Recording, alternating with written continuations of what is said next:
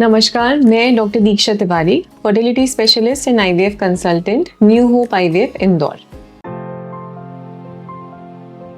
आज इस वीडियो को बनाने का कारण ये है कि लास्ट के 3 दिनों में मैं 4 ऐसे पेशेंट से मिली हूँ जिन्होंने मुझे बताया कि मैडम हमारे सारे रिपोर्ट्स नॉर्मल आ रहे हैं, जो कि बेसिक टेस्ट हमने कराए, सब कुछ नॉर्मल है। हम लास्ट 3 सालों में 5 डॉक्टर बदल चुके हैं ऑलमोस्ट, और सबसे हम मिलते हैं, सबने हमें ये बोला है कि आपके रिपोर्ट्स नॉर्मल है, कंसीव हो जाएगा, बट कंसीव हो नहीं रहा है।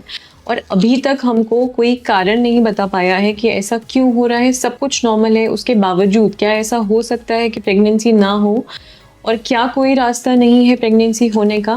बिकॉज हम लगातार ट्राई कर रहे हैं और it's really depressing and frustrating. इसलिए मैं ये वीडियो आपको समझाने के लिए बना रही हूँ कि yes, it is a very important entity in infertility which is called as unexplained infertility, जिसमें बेसिक टेस्ट जो महिला एंड पुरुष के होते हैं वो नॉर्मल आते हैं। जो कि बेसिक टेस्ट मतलब क्या है? बेसिक टेस्ट मतलब सोनोग्राफी, महिला की ओव्यूलेशन स्टडी बेसिकली, जिसमें महिला का यूट्रस नॉर्मल है, अंडों की संख्या सही है, ओव्यूलेशन हो रहा है, which is can also be confirm with progesterone levels. Ovulation हुआ, HSD यानी ट्यूबल पेटेंसी टेस्ट करा चुके हैं, जिसमें है कि ट्यूब्स आर पेटेंट, ओपन है, और हस्बैंड की शुक्राणुओं की जांच यानी सीमेन एनालिसिस नॉर्मल है। तो ये बेसिक टेस्ट सारे नॉर्मल हैं, but in spite of having normal reports, unable to conceive even after regular trying. तो ये जो एंटिटी है, ये क्या रियली अनएक्सप्लेन्ड है? बेसिकली मैं आपको बताना चाहती हूँ कि there is a reason behind everything which is happening basically. तो रीजंस क्या क्या हो सकते हैं और रीज़न हम कैसे समझ सकते हैं, उसको समझने के लिए हमको step by step process of conception पहले समझना पड़ेगा।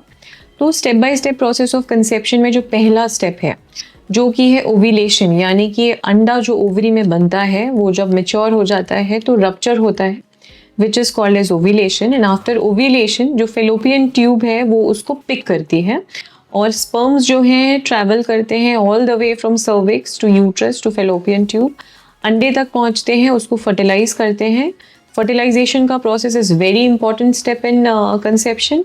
दोनों एग और स्पर्म मिलके एम्ब्रियो बनाते हैं, देन एम्ब्रियो ग्रो करता है 4 दिन तक फेलोपियन ट्यूब में। फेलोपियन ट्यूब का काम है उसको 4 दिन फेलोपियन ट्यूब में रखना और 5वें दिन तक उसको यूट्रस तक पहुंचाना, क्योंकि फर्दर जो डेवलपमेंट है टिल 9 मंथ्स ऑफ प्रेगनेंसी वो यूट्रस में होगा, एंड देन डिलीवरी होगा, which is a normal process. तो इन्हीं स्टेप्स में हम ये समझेंगे आज कि जो ये स्टेप बाय स्टेप है, कहाँ प्रॉब्लम हो सकता है, एंड साइमल्टेनियसली उसका सॉल्यूशन क्या है। तो जो फर्स्ट स्टेप है, यानी कि ओव्यूलेशन हुआ, बट ऐसा हो सकता है कि ओव्यूलेशन के बाद भी जो वो एग है वो फेलोपियन ट्यूब पिक नहीं कर पाई, यानी कि ओव्यूलेशन रप्चर हुआ, which is confirmed on scan और with the hormone levels, but tube और जो ओवरी का रिलेशन है, जो एनाटॉमिकल रिलेशन है, that is distorted because of some adhesions, infections, tuberculosis या माइल्ड एंडोमेट्रियोसिस है, जिस वजह से डैमेज है। कुछ टिल्टेड है ट्यूब, जो कि ट्यूब के आउटसाइड पोर्शन पे हो सकता है, जिस वजह से जो ट्यूब है वो अपना काम नहीं कर पा रही है और एग पकड़ नहीं पा रही है। तो अगर ट्यूब एग नहीं पकड़ पा रही है तो कितने ही मिलियंस ऑफ स्पर्म्स हों, वो सब वेस्ट हैं, बिकॉज फर्टिलाइजेशन होगा ही नहीं। तो इसका क्या सॉल्यूशन है? इसका सॉल्यूशन ये है कि इसके लिए हम एक लैप्रोस्कोपी एडवाइस कर सकते हैं पेशेंट को कि आप ये करवाइए, और उसके साथ हम असेस कर सकते हैं कि कहीं पर ये सारी चीज़ें तो नहीं है। अगर ये है तो दिस ट्यूबोवेरियन एनाटॉमी इज रीस्टोर्ड, उसको करेक्शन किया जा सकता है, किंकिंग कंडीशंस फ्लिम्जी कुछ हैं उसको मेंटेन किया जा सकता है outside of the fallopian tube में, और उसका फंक्शन नॉर्मल हो सकता है। उसके बाद आप प्रेगनेंसी के लिए ट्राई कर सकते हैं। Second step is of fertilization, as I told you. तो जैसे आपके पास रिपोर्ट होती है HSG की, which shows that tubes are patent.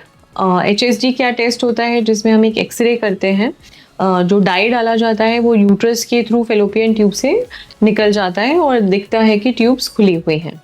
अब एक चीज़ है कि ट्यूब्स खुली हुई हैं कि बंद है, एक चीज़ है कि ट्यूब काम करती है कि नहीं, because tubal function is very important requirement for fertilisation.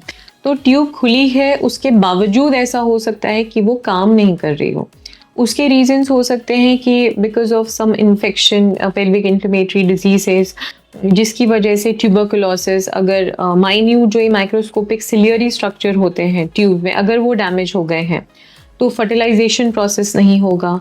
और अगर फर्टिलाइजेशन हो भी गया है तो कई बार ऐसा होता है कि जो एम्ब्रियो है वो ट्यूब में ही रह जाता है, ट्यूब उसको यूट्रस तक भेज नहीं पाती, और एक्टोपिक प्रेगनेंसी जिसको हम कहते हैं वो एक संभावना पैदा हो जाती है अगर ट्यूब मैल फंक्शनिंग है या फंक्शन नहीं कर रही है प्रॉपरली। तो एक चीज़ ये है, अगर ट्यूबल डैमेज है तो फिर ऑप्शन अपने पास रहता है टेस्ट ट्यूब बेबी यानी आईवीएफ का, क्योंकि आईवीएफ में हम क्या करते हैं, वही काम जो फेलोपियन ट्यूब में होना था वही हम लैब में बाहर करते हैं, एग लेते हैं, स्पर्म लेते हैं, फर्टिलाइज करते हैं, एम्ब्रियो बनाते हैं, यूट्रस में डालते हैं। तो इसका सॉल्यूशन है टेस्ट ट्यूब बेबी। अब आते हैं हम थर्ड स्टेप पे, यानी कि जब यहाँ से जो एम्ब्रियो है वो 4 दिन के बाद यूट्रस में जाता है जहाँ पर इम्प्लांटेशन का प्रोसेस होता है। तो इम्प्लांटेशन ऐसा हो सकता है कि फेलोपियन ट्यूब ने एग को पिक किया, फर्टिलाइजेशन हुआ, एम्ब्रियो बना और 5th डे यानी ब्लास्टोसिस स्टेज पे वो यूट्रस पे पहुंच गया, बट इम्प्लांट नहीं हुआ, यानी कि क्रॉस टॉक नहीं हुआ एंडोमेट्रियम और भ्रूण के बीच में, बट हमने लाइनिंग चेक किया है, सब कुछ ठीक है। तो कई बार ऐसा होता है कि 3D 4D high and machines होने के बावजूद भी सोनोग्राफी में कई बार 10-20% ऐसी चीज़ें मिस हो सकती हैं जो उसमें नहीं दिख रही हैं। तो वो इवैल्यूएट किया जा सकता है with the help of hysteroscopy, जिसमें एक एंडोस्कोप डाला जाता है यूट्रस के अंदर to assess the uterine cavity कि वो इम्प्लांटेशन ले रही है कि कुछ उसमें समस्या है। तो एक ये चेक करके करेक्शन हो सकता है at the same time. And fourth is the cervix यानी बच्चेदानी का मुंह, उसका माउथ, बिकॉज जो स्पर्म्स हैं वो वजाइना से सर्विक्स के थ्रू होते हुए ही यूट्रस और फेलोपियन ट्यूब तक पहुंचते हैं। तो यदि सर्विक्स में एंटी स्पर्म एंटीबॉडीज़ हैं या फिर सर्विक्स स्टेनोसिस है, सर्वाइकल स्टेनोसिस, कोई एनाटॉमिकल डिस्टॉर्शन है जिस वजह से स्पर्म एंटर ही नहीं कर रहे हैं यूट्रस में, तो इसका सिंपल सॉल्यूशन होता है आईयूआई। बेसिकली आईयूआई में हम क्या करते हैं, सर्विक्स को बाईपास करते हैं और एक कैथेटर के थ्रू यूट्रस के अंदर स्पर्म डिपॉजिट कर देते हैं। तो आईयूआई के बारे में एक मेरा फुल वीडियो है जिसका लिंक हम इसमें शेयर कर देंगे, तो आप वो भी वीडियो चेक कर सकते हैं अबाउट आईयूआई। तो this portion of conception can be corrected with the use of IUI, which is a very simple procedure only. So ये जो अनएक्सप्लेन्ड इनफर्टिलिटी है, जो कि अनएक्सप्लेन्ड इसलिए लेबल की जाती है बिकॉज अभी इसके टेस्ट मेडिकल साइंस में बने नहीं है to assess some microscopic structures और minimal adhesions, that is why it is called as this. But अगर even after regular trying conceive नहीं हो रहा है तो it is important to understand the problem, in which step you are facing a problem, और वो time पे correction करना बहुत ज़रूरी है।